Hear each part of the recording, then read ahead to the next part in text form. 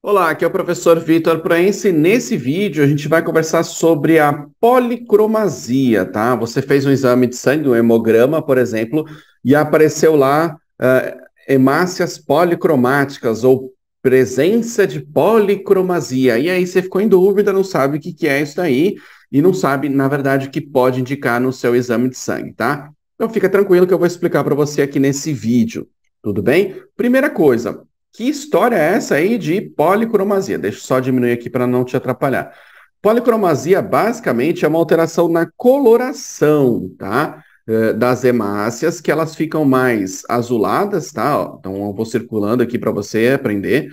Azuladas ou mais róseo-azuladas, igual essa seta que está mostrando. A hemácia é um pouco maior, na verdade, e ela tem características diferentes, tá? Isso aqui é um hemograma mostrando essas bolinhas aqui, ó, são as hemácias, tá? Hemácias normais, né? E aqui a gente tem uma hemácia que é a presença de policromasia, é uma hemácia policromática, que a gente diz aqui, que está mostrando nessa seta, que é um aumento de um exame de sangue aí, de um hemograma, tá? Que ela está com uma coloração mais azulada, por exemplo. Quando a gente faz com corantes específicos aí, que a gente trabalha dentro de um laboratório, só para você entender. Então, essas hemácias que a gente diz policromáticas são chamadas basicamente de reticulócitos, tudo bem? Que pode ser um outro exame feito também, contagem de reticulócitos, você já pode ter ouvido falar sobre isso, tá? Um outro exame de sangue que é feito também, então é uma célula mais jovem que ainda contém o quê? RNA. Então, como a hemácia não tem material genético, basicamente, não tem núcleo, não tem DNA, ela não tem essa coloração marcada aqui, mais em azulado. Agora, a hemácia jovem, imatura, que na verdade é chamada de reticulócito, ela tem o RNA ribossômico aqui, que pode ser marcado diferentemente, né? Corado diferentemente, que é o termo correto para isso daí, e aparecer mais azulado aqui, tá? Por exemplo, tudo bem? Então a gente chama de reticulócitos. Tem muitas células dessas daqui, ó, de reticulócitos, por exemplo, quer dizer que a medula óssea está tentando trabalhar muito para produzir muitas hemácias. Isso quer dizer o quê? Que provavelmente esse paciente aí tem algum tipo de anemia aí que a gente chama regenerativa, que a medula está tentando produzir mais hemácias, só que acaba produzindo células imaturas, que são os reticulócitos. Então, quando faz um exame de sangue, hemograma e aparece isso, normalmente se faz uma outra metodologia, tá? Que é a contagem de reticulócitos, da porcentagem, etc., para verificar qual é a quantidade, né? A proporção aí desses reticulócitos, dessas células mais imaturas aqui. Aqui, então, é um outro tipo de coloração nessa imagem que você está vendo aqui, ó, com azul de Cressil, que a gente diz, tá? Azul de Cressil brilhante, que é feito para contagem de reticulócito, que é esse tipo de célula aí imatura. Então, todos esses aqui, ó, com essas coisinhas mais brilhantezinhas aqui, ó, são hemácias imaturas. Quer dizer que a medula óssea está tentando produzir mais células. Por quê? Porque o seu corpo deve estar perdendo hemácia. Basicamente é isso, tá?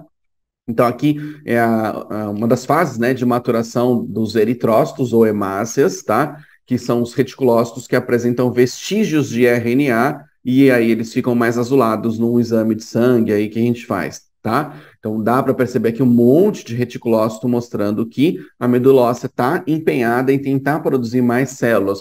Por algum motivo, tem esse desequilíbrio, provavelmente algum tipo de anemia, que a gente diz, tá? E aí está produzindo muito reticulócito, tudo bem? Então, não são todos os reticulócitos aí que têm RNA suficiente para produzir a policromasia no exame de sangue convencional, numa distensão sanguínea, no hemograma, e aí por isso que se faz uma outra metodologia, que é essa que eu estou te mostrando aqui, tá? Um corante específico, que a gente chama de azul de Cressil brilhante. Então, não é exatamente o mesmo exame, é o mesmo sangue, né? Basicamente, só que ele foi feito uma nova lâmina, uma nova coloração com esse corante específico aí, para a gente verificar se tem presença de RNA e células imaturas, células jovens, hemácias jovens, que a gente dá um nome bonitinho de reticulócito. Deixa eu fazer um quadrado aqui, ó. Reticulócito, tá? Porque parece ter uma redezinha ali de RNA, por isso que ele recebeu esse nome. Então, só para a gente entender, né? Quando, por exemplo, que o médico vai solicitar aí um exame de contagem de reticulócito, quando que tem policromasia, tudo bem?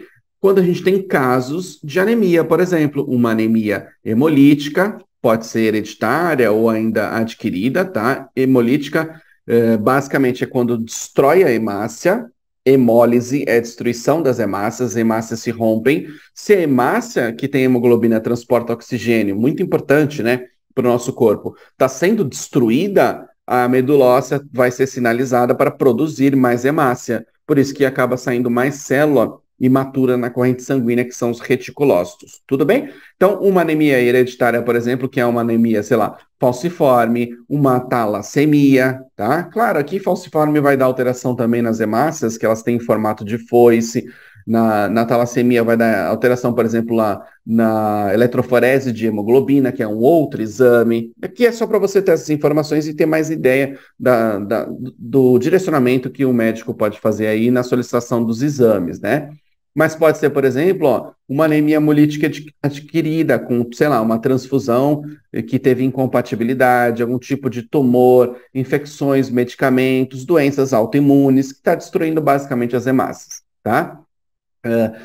Mas a medula óssea ainda está funcionando, isso que é importante da gente entender. Se a medula óssea não funcionar, os reticulócitos não vão aumentar. Então, se, por exemplo, tem mais carência de ferro, de vitamina B12, ácido fólico, etc., a medula óssea não consegue produzir o reticulócito. Então, aí, na verdade, vai dar diminuição de reticulócito, que é um outro tipo de direcionamento clínico que o médico vai fazer aí. Mas, nesse caso, por exemplo, como causa, né, de policromasia, hemorragia, por exemplo, um sangramento intestinal, a própria menstruação excessiva pode levar à hemorragia e, consequentemente, a uma policromasia, tá?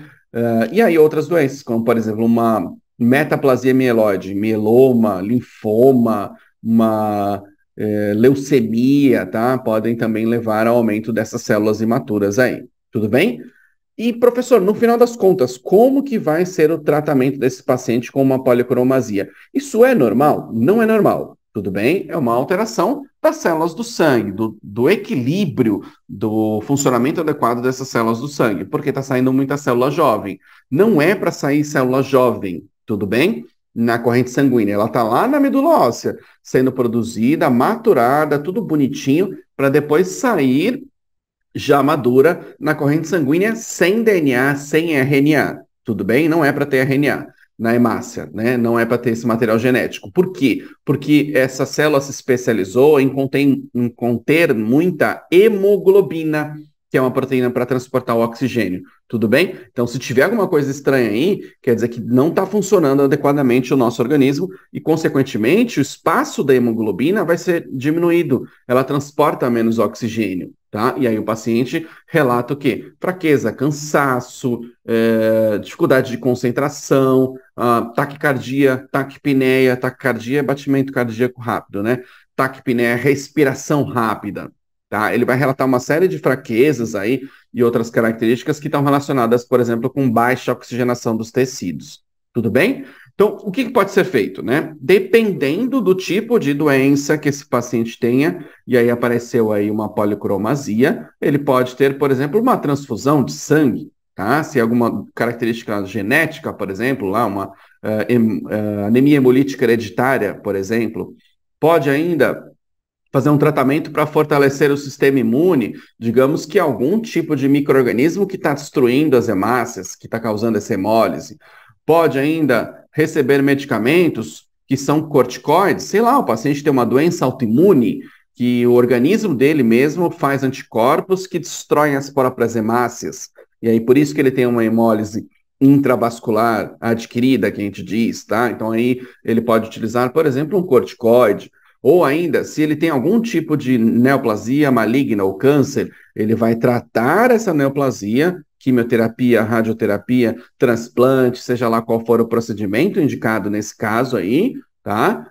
Para que a medula óssea, por exemplo, funcione adequadamente. Ou ainda, tem necessidade de remoção do baço, que é um dos órgãos aí do nosso sistema hematopoético e, inclusive, aí do sistema imune também, é muito importante, que faz parte da destruição das hemácias, tá? Mas ele pode estar funcionando muito, então pode ter uma remoção de baço, ou ainda medicamentos para enfraquecer o sistema imunológico, imunomoduladores, imunossupressores, os próprios corticoides, né? Tem essa função de imunomodulação. Então depende, na verdade, do que está errado, beleza? Do que está acontecendo de estranho no organismo desse paciente para aparecer reticulócito em excesso, vamos falar que está em excesso, né? Que aí apareceu uma policromasia no exame de sangue, de repente ele nem sabia, ele não tinha tido nenhum sintoma, nenhuma característica de alguma doença. E aí ele fez um hemograma, apareceu policromasia, o médico solicitou uma contagem de reticulócitos, verificou essa porcentagem e está mais alta. Tá? E aí ele começa a fazer investigações e verifica, por exemplo, que esse paciente tem algum tipo de neoplasia no início, tá? É o ideal já instituir um tratamento nesse caso logo no início. Tudo bem? Então, aí a gente explicou nesse vídeo de hoje sobre policromasia, falou de causas, tratamentos e tudo mais, tá? Se você gostou desse assunto, clica aqui em curtir e deixe seu comentário, porque ele é muito importante para a gente, também para o YouTube, para você. Se você tiver um comentário interessante, uma pergunta interessante, a gente seleciona, grava um novo vídeo sobre isso. Mas claro, se inscreve no canal, ativa as notificações, clica lá no sininho para você receber esses próximos vídeos dessa série que a gente está fazendo aqui de exames de sangue, anemia e etc. Tá bom? Meu nome é Vitor Proença. Muito obrigado por você me ouvir até agora. Um grande abraço e até o próximo vídeo.